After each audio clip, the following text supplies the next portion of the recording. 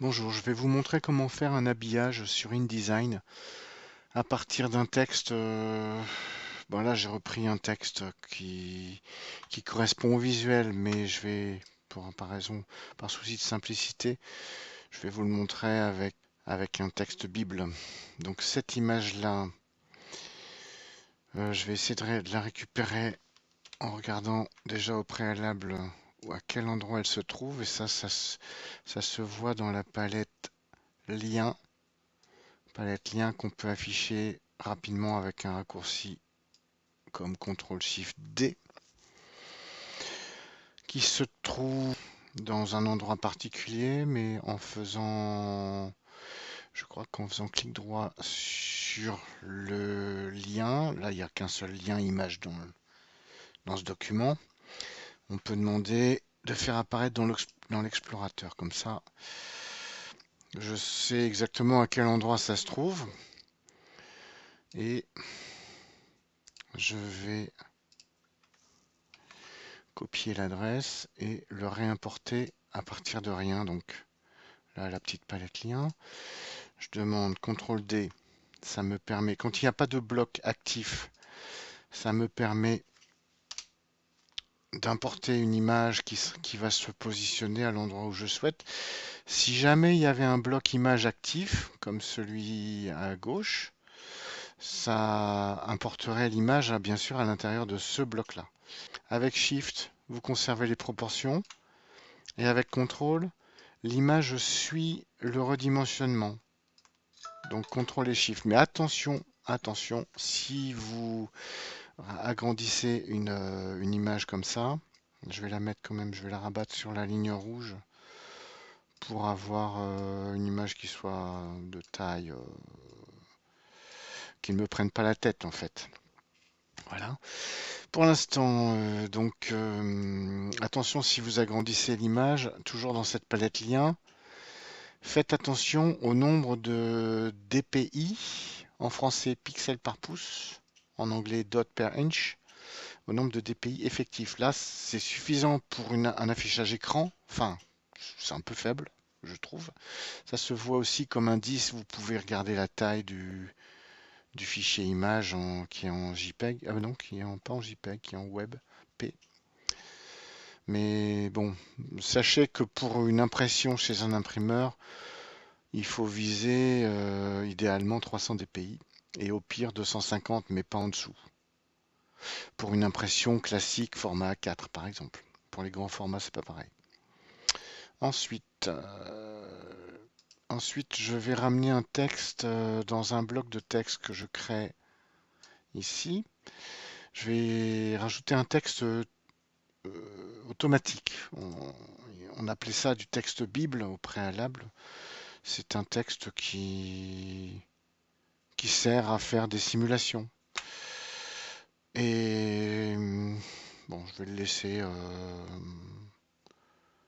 laisser tel quel. Et pour que l'habillage ait lieu, je sélectionne mon bloc image. Là, il s'agit bien du bloc image. Vous voyez que la sélection s'arrête là et pas le bloc texte. Donc le bloc image. J'ai une palette dédiée à l'habillage qui se trouve dans le menu fenêtre habillage de texte. Et pour l'instant, il n'y a pas du tout d'habillage, c'est-à-dire le texte recouvre l'image, puisque j'ai créé le bloc de texte après le bloc image. Il se pourrait que le bloc image, je l'active et je vais lui demander objet, disposition, premier plan. Objet, pardon, disposition, premier plan. Bon, et comme j'ai un fond blanc, je ne vois pas le texte en fait, il est caché. Si jamais j'avais une transparence, là j'ai la transparence du bloc entier.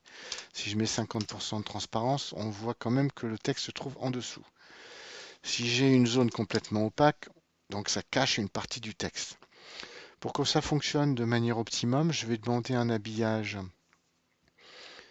qui habille la forme de l'objet et de type détection des contours. Je pense que c'est ça le plus rapide. Objet, option de contour type détection des contours.